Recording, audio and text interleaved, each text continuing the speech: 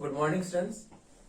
पिछली कक्षा में हम अधिनायक तंत्र पढ़ रहे थे और आपकी जो है अधिनायक तंत्र में हमने अधिनायक तंत्र का अर्थ परिभाषा पढ़ा था और ये पढ़ा था कि अधिनायक तंत्र वाली शासन व्यवस्था में क्या प्रमुख लक्षण और विशेषताएं हैं।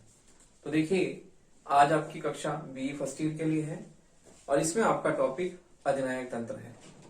तो हमने पिछली कक्षा में अधिनायक तंत्र का मतलब समझा था कि अधिनायक तंत्र एक ऐसी शासन व्यवस्था है जिसमें शासन की सारी शक्तियां एक व्यक्ति के हाथों में होती हैं और इसमें शक्तियों का केंद्रीकरण होता है। व्यक्तिगत स्वतंत्रता और अधिकार जो है व्यक्तियों को प्रदान नहीं किए जाते और इसमें हम देखते हैं किस प्रकार से जहां लोकतंत्र में शक्तियों का विकेंद्रीकरण होता है, वहीं पर इस शासन व्यवस्था में शक्तियों का केंद्रीकरण होता है।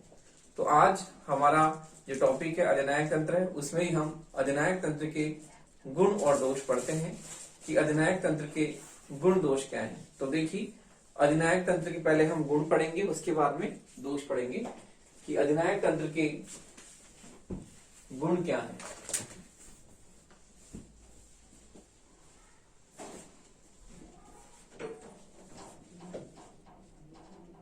तो देखिए, अधिनायक तंत्र के गुण।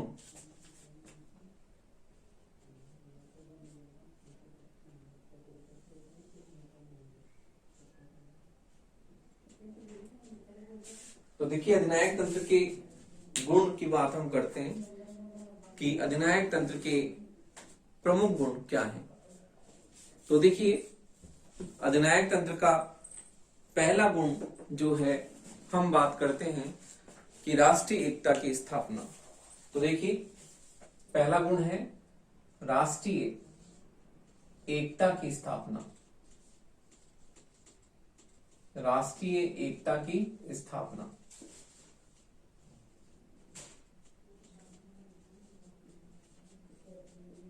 तो देखिए, अधिनायकवाद में हम देखते हैं कि इस शासन व्यवस्था में राष्ट्रीय एकता की स्थापना जो है इसका प्रमुख लक्षण है। हम देखते हैं कि लोकतंत्र के अंतर्गत जो है राष्ट्र विभिन्न वर्गों व दलों में विभाजित हो जाता। तो देखिए, लोकतंत्र में राष्ट्र विभिन्न वर्गों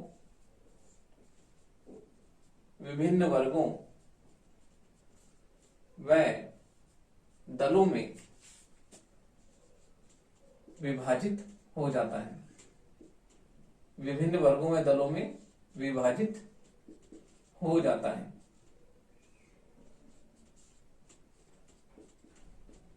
जबकि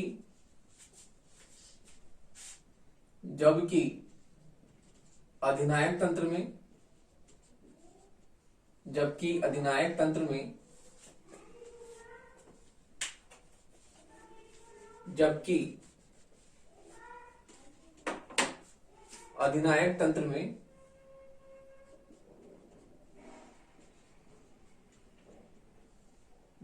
अधिनायक तंत्र में हम देखते हैं,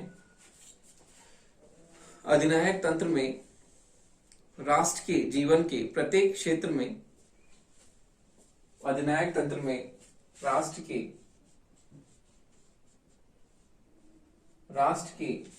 जीवन के प्रत्येक क्षेत्र में राष्ट्र के जीवन के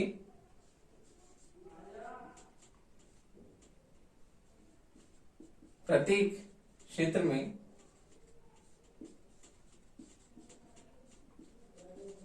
कठोर एकता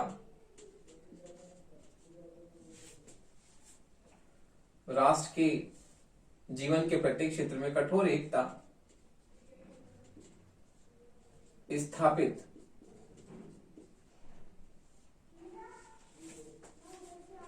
हो जाती है। देखिए, इस प्रकार से जहां लोकतंत्र में शासन सत्ता विभिन्न वर्ग व दलों में विभाजित हो जाती है और इसलिए हम देखते हैं कि राष्ट्रीय एकता का हमें अभाव वहां दिखाई देता है। लेकिन अधिनायक तंत्र में हम देखते हैं कि शासन सत्ता जो है वो किस प्रकार से एक दलीय अनुशासन में बंधी होती है, और उसमें हम देखते हैं कि दलीय अनुशासन के साथ में एक कठोर जो है राष्ट्र के जीवन के प्रत्येक क्षेत्र में कठोर एकता स्थापित हो जाती है। तो देखिए अगला जो पॉइंट है वो है मितव्ययी व कुशल प्रशासनिक व्यवस्था। तो देखिए मितव्ययी व कुशल प्रशासनिक व्यवस्था, मितव्ययी व कुशल प्रशासनिक, मितव्ययी व कुशल प्रशासनिक व्यवस्था। तो देखिए अधिनायक तंत्र में, अधिनायक तंत्र में, अधिनायक तंत्र में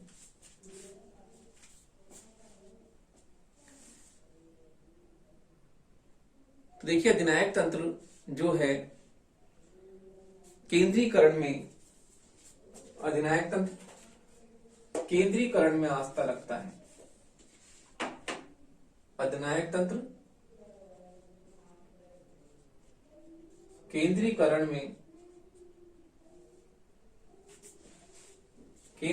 में आस्था रखता है। इसलिए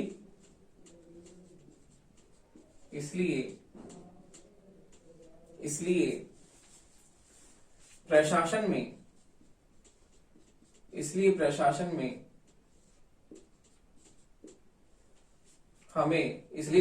में मितव्ययता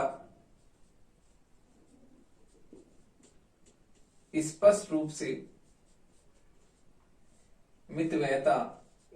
रूप से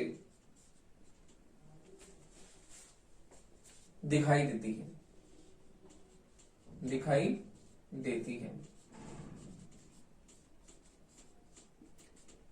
अतः इस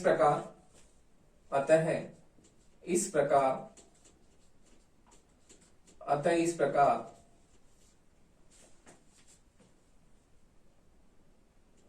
लोकतंत्र की तुलना में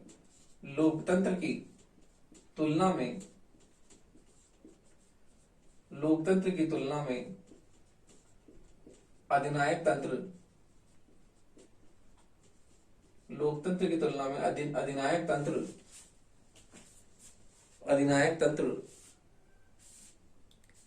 कम खर्चीला, अधिनायक तंत्र कम खर्चीला अर्थात मितव्ययी, कम खर्चीला अर्थात मितव्ययी होता है।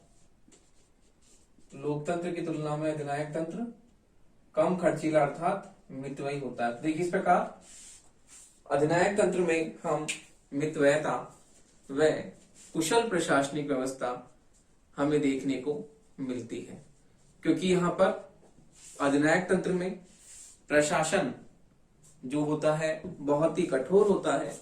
इसलिए लोकतंत्र की तुलना में, तो देखिए अधिनायक तंत्र में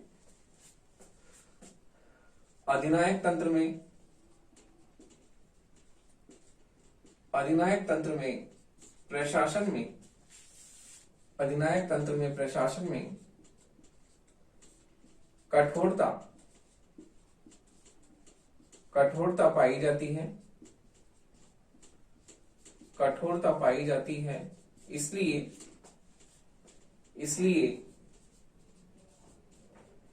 इसलिए प्रशासन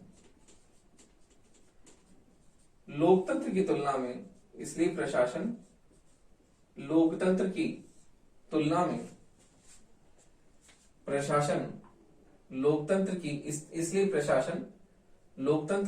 में अधिक कुशलता के साथ अधिक कुशलता के साथ कार्य करता है, अधिक कुशलता के साथ कार्य करता है। तो देखिए अधिनायक तंत्र में हम देखते हैं कि केंद्रीकरण होता है इसमें, और लोकतंत्र में शक्तियों का विकेंद्रीकरण होता है और सत्ता नीचे से लेकर ऊपर तक बटी होती है। तो हम देखते हैं कि लोकतंत्र में समय समय पर इलेक्शंस होते हैं, केंद्रीय स्तर, राज्य स्तर के और स्थानीय स्तर के। तो इन इलेक्शंस में बहुत ही खर्चा होता है। तो हम देखते हैं कि अधिनायक तंत्र जो है उसमें हमें कम खर्चा देखने को मिलता है, क्योंकि लोकतांत्रिक शासन व्यवस्था की तुलना में अधिनायक तंत्र जो है कम खर्चीला है, मितव्ययी है, इसमें धन का अपव्यय कम होता है। इसी प्रकार से हम देखते हैं कि लोकतंत्र में हम दलीय आधार पर जो है शासन संचालित होता है और हमें कठोरता देखने को नहीं मिलती, जबकि अधिनायक तंत्र में हम देखते हैं एक दलीय अनुशासन में सरकार कार्य करती है और दलीय अनुशासन के कारण ही हम देखते हैं कि प्रशासन में कठोरता हमें दिखाई देती है, और इसीलिए जो प्रशासन जो है बहुत ही कुशलता के साथ में जो अपने कार्यों का संचालन करता है। अगला पॉइंट है, हम देखते हैं अगला पॉइंट है शीघ्र समाज सुधार संभव है। तो देखिए शीघ्र समाज सुधार संभव है। तो देखिए शीघ्र समाज सुधार संभव है।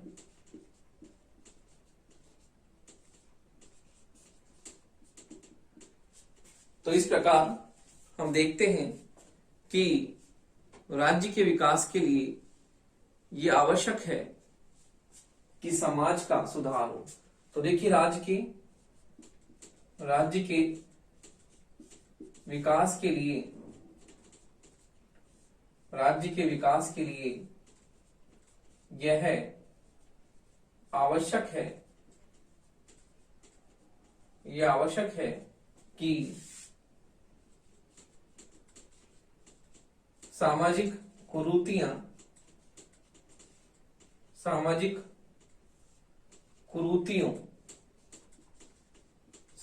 कुरीतियों में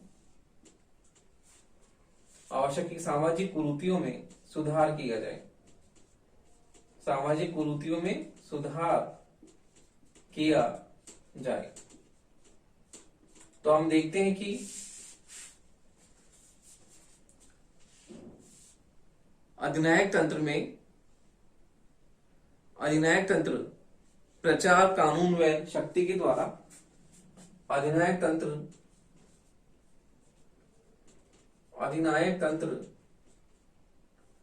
प्रचार, कानून व शक्ति के द्वारा, प्रचार, कानून व शक्ति के द्वारा सामाजिक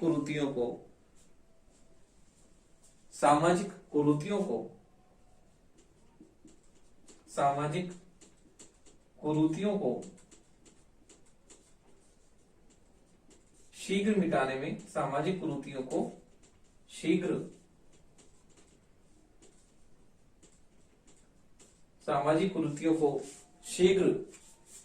मिटाने में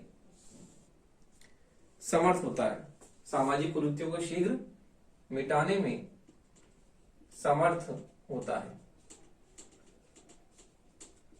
तो देखिए इस प्रकार से हम देखते हैं कि अधिनायक तंत्र वाली व्यवस्था में हम देखते हैं कि किस प्रकार से जो है समाज सुधार इसमें होता है। तो देखिए इस प्रकार हम देखते हैं कि अधिनायक तंत्र में समाज सुधार की संभावनाएं जो होती है बहुत ही ज्यादा होती है, क्योंकि इसमें प्रशासन कठोर रूप में दलीय अनुशासन के रूप में कार्य करता है। और इस कारण से हम देखते हैं कि जहां पर लोकतंत्र में सामाजिक कुरीतियों को मिटाने में यथासंभव जो है उसमें देरी होती है, जबकि हम देखते हैं कि अधिनायक तंत्र में इन सामाजिक कुरीतियों को शीघ्रता के साथ में मिटाया जा सकता है, क्योंकि कठोर अनुशासन होता है। और कानूनों की कठोरता भी हम देखते हैं किस प्रकार से जो है शक्तियों का केंद्रीकरण होने के कारण कानून की शक्ति जो है बहुत ही तुरंत प्रभाव से लागू होती है। और इस प्रकार हम देखते हैं कि अधिनायक तंत्र में सामाजिक कुरीतियों को जो है शीघ्र मिटाने के में ये समर्थ होता है। अब हम देखते हैं कि अगला जो है इसका गुण क्या है। अगला है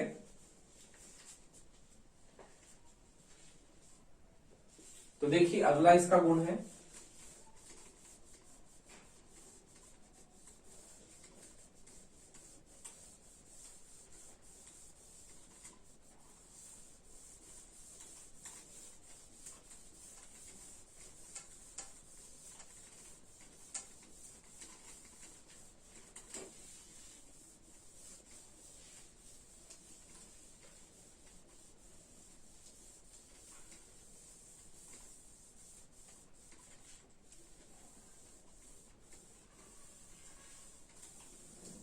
अगला गुण है तीव्र आर्थिक विकास।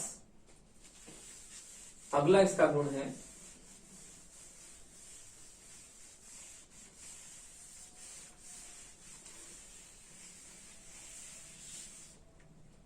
तीव्र आर्थिक विकास संभव है। तो देखिए तीव्र आर्थिक विकास संभव है। अगला पॉइंट है तीव्र आर्थिक विकास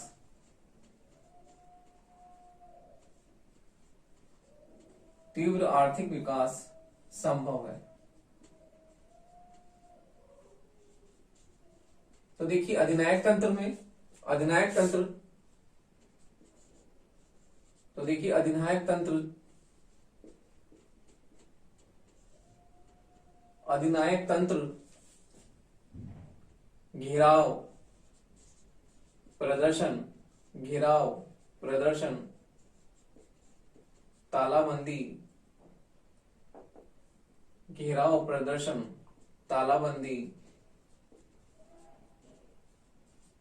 घेराव प्रदर्शन तालाबंदी घेराव प्रदर्शन तालाबंदी आंदोलन आंदोलन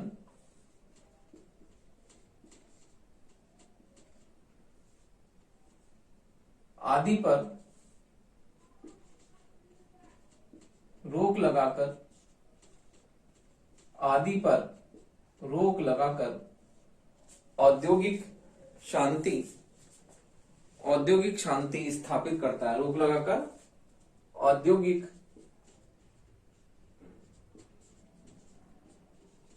औद्योगिक शांति स्थापित करता है। औद्योगिक शांति स्थापित करता है। औद्योगिक शांति स्थापित करता है। तो देखिए इसलिए हम देखते हैं कि अधिनायक तंत्र में राष्ट्र के तो देखिए राष्ट्र के प्राकृतिक साधनों और जनशक्ति का तो देखिए अधिनायक तंत्र के अंतर्गत अधिनायक तंत्र के अंतर्गत अधिनायक तंत्र के अंतर्गत राष्ट्र के प्राकृतिक साधनों के अंतर्गत राष्ट्र के प्राकृतिक साधनों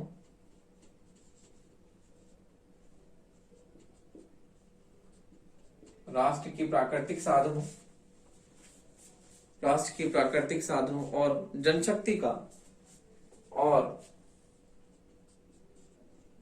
जनशक्ति का जनशक्ति का कुशल प्रयोग संभव होता है, कुशल प्रयोग संभव होता है। तो देखिए अधिनायक तंत्र में हम देखते हैं कि जहां पर लोकतंत्र में हम स्वतंत्रता की बात करते हैं कि लोकतंत्र व्यक्तिगत स्वतंत्रता का पुजारी है और इसमें प्रत्येक व्यक्ति को स्वतंत्रता प्राप्त होती है, जैसे कि अभिव्यक्ति की स्वतंत्रता प्राप्त होती है। उसी प्रकार हम देखते हैं कि लोकतंत्र में व्यक्तियों को घेराव, प्रदर्शन, धरना देना, अनशन, इन सब का क्या होता है, उसे अधिकार प्राप्त होता है। जबकि हम अधिनायक तंत्र में देखते हैं कि अधिनायक तंत्र में व्यक्तिगत स्वतंत्रता के अंत की बात ये करता है और इसमें व्यक्ति को स्वतंत्रता प्राप्त नहीं होती है। तो इसलिए अधिनायक तंत्र में व्यक्ति को किसी भी तरह की स्वतंत्रता प्राप्त नहीं है। तो इसमें इस शासन व्यवस्था में हम देखते हैं घेराव, प्रदर्शन, तालाबंदी और आंदोलन आदि पर ये रोक लगाने की शक्ति रखता है और इस प्रकार औद्योगिक शांति जो है उसकी स्थापना करता है। तो हम देखते हैं कि इस प्रकार से दो इसके अंतर्गत राष्ट्र के प्राकृतिक साधनों और जनशक्ति का कुशल प्रयोग संभव होता है। तो हम देखते हैं कि जैसे राष्ट्र का तीव्र आर्थिक विकास होता है, जैसे जर्मनी में नाजीवाद और साम्यवादी चीन जो है इसी के उदाहरण है कि वहां पर तीव्र आर्थिक विकास हमें दिखाई देता है, क्योंकि वहां पर किसी को भी हड़ताल, प्रदर्शन करने का अधिकार नहीं होता है और सरकार ऐसे कार्य करती है कि वहां पर जो उत्पादन है वो एक दिन भी नहीं रुकता और निरंतर जो है उत्पादन होता रहता है, क्योंकि वहां पर फैक्ट्रियां दिन रात कार्य करती हैं। तो इस प्रकार से वहां पर हम देखते हैं कि तीव्र आर्थिक विकास उन देशों में हमें दिखाई देता है। अगला इसका गुण है कि संकट काल में अधिक उपयुक्त। तो देखिए अगला जो इसका गुण है वह है कि संकट काल में अधिक उपयुक्त। संकट काल में अधिक उपयुक्त शासन व्यवस्था। संकट काल में अधिक उपयुक्त शासन व्यवस्था। तो देखिए हम देखते हैं कि इस शासन व्यवस्था में जो होता है इसके अंतर्गत देखिए इस शासन व्यवस्था के अंतर्गत इस शासन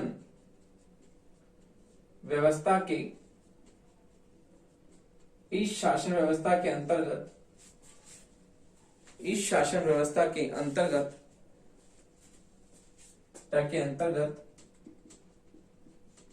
फौलादी राष्ट्रीय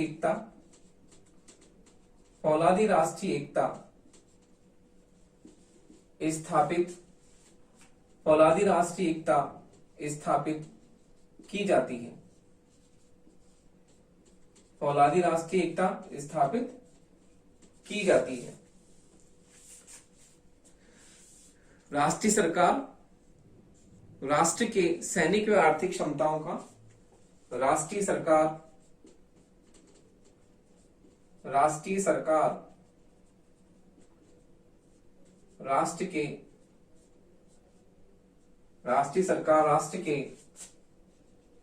सैनिक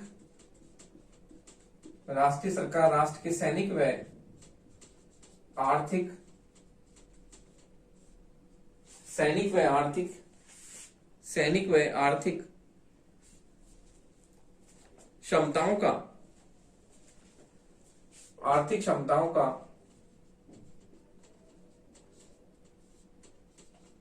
कुशलतम प्रयोग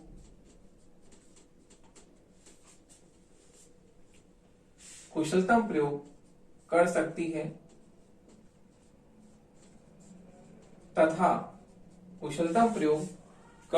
है तथा उसे जनता से भी जनता से भी तथा उसे जनता से भी पूर्ण सहयोग मिलता है।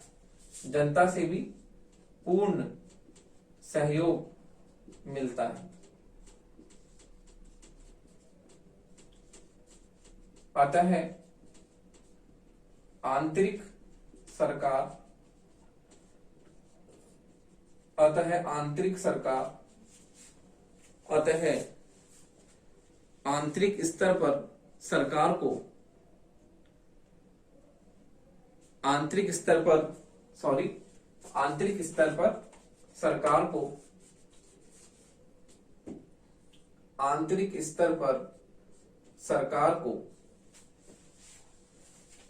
सरकार को विरोध का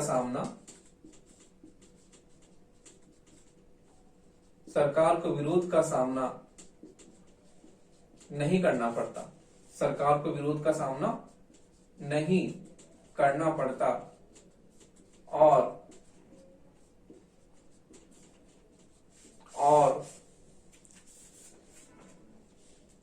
संपूर्ण राष्ट्र एक व्यक्ति के रूप में संपूर्ण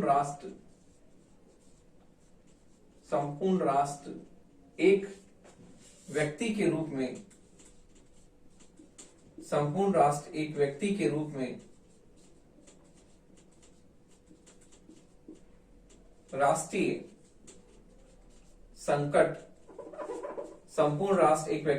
में राष्ट्रीय संकट का मुकाबला करने के लिए एकजुट हो जाता है। तो देखिए, हम देखते हैं कि किस प्रकार ये जो शासन व्यवस्था है संकट काल के लिए अधिक उपयुक्त है। हम देखते हैं कि इमरजेंसी में, राष्ट्रीय आपात के समय में इस शासन व्यवस्था में जो है किस प्रकार से जो है राष्ट्रीय एकता स्थापित की जाती है, क्योंकि इसमें राष्ट्रीय सरकार राष्ट्र के सैनिक व आर्थिक क्षमताओं का कुशलतम प्रयोग कर सकती है तथा जनता से भी जो है इसे पूर्ण सहयोग प्राप्त होता है। तो हम देखते हैं कि आंतरिक स्तर पर, जैसे कि हम लोकतंत्र की बात करें तो लोकतंत्र में जो है हमें आंतरिक स्थिति में हम देखते हैं किस प्रकार से जो है जनता का विरोध भी झेलना पड़ता है, क्योंकि लोकतंत्र है, जन विरोध भी होता है। यदि इमरजेंसी लगती है तो उस इमरजेंसी में जो है जन विरोध भी हमें दिखाई देता है। जैसे कि हम उदाहरण के लिए इंडिया का उदाहरण लें तो इंदिरा गांधी के समय में जो इमरजेंसी लगाई गई थी उसका विरोध सरकार को बाद में झेलना पड़ा और उसके बाद में जो है इंदिरा गांधी सरकार भी नहीं आई। तो हम देखते हैं कि किस प्रकार से लोकतंत्र में हमें जन विरोध देखना पड़ता है, जबकि हम देखते हैं कि अधिनायक तंत्र में जो है जन विरोध, सरकार का विरोध करने का तो अधिकार किसी को होता ही नहीं है और आंतरिक स्तर पर भी जो है सरकार विरोध का सामना नहीं करती है। और उस शासन व्यवस्था में संकट काल के समय में जो निर्णय लेने की शक्ति जो होती है, तुरंत निर्णय लेने पड़ते हैं और शक्ति एक ही व्यक्ति के हाथ में होती है। तो इसलिए आपात की स्थिति में, संकट की स्थिति में तुरंत निर्णय जो है लिया जा सकता है, क्योंकि उस समय जैसे कि युद्ध और आपात की स्थिति में तुरंत निर्णय लेने की जो है शक्ति होती है और निर्णय तुरंत प्रभाव से लिए जाते हैं ताकि उसका परिणाम तुरंत ही आ सके। तो देखिए, ऐसी स्थिति में, युद्ध और आपात की स्थिति में हम देखते हैं कि ये जो अधिनायक तंत्र है वो इस स्थिति में, संकट की समय की स्थिति में बहुत ही उपयुक्त शासन व्यवस्था है, क्योंकि ऐसी स्थिति में निर्णय तुरंत लिए जाते हैं और संकट काल के लिए तुरंत निर्णय लेने पड़ते हैं। तो इसलिए हम देखते हैं कि अधिनायक तंत्र संकट काल के लिए सबसे उपयुक्त शासन व्यवस्था है, जो कि हम देखते हैं कि लोकतंत्र में हम जो भी निर्णय लेते हैं उसमें किस प्रकार से जो है हमें विलंब दिखाई देता है। और हम देखते हैं कि विलंब के कारण जो है जहां निर्णय बहुत जल्दी लिया जाना चाहिए उसमें हमें देरी देखने को मिलती है। तो इस प्रकार से हम ये देखते हैं कि जो अधिनायक तंत्र है वो इन विशेषताओं के कारण, जो हमने विशेषताएं भी पढ़ी, जो गुण हमने पढ़े, इन गुणों के कारण हम देखते हैं कि अधिनायक तंत्र जो है किस प्रकार से संकट काल के लिए और तीव्र आर्थिक विकास इस शासन व्यवस्था में हम देखते हैं। तो इस प्रकार अधिनायक तंत्र के उपयुक्त गुणों के आधार पर हम कह सकते हैं कि शासन व्यवस्था संकट काल के लिए सबसे उपयुक्त शासन व्यवस्था है।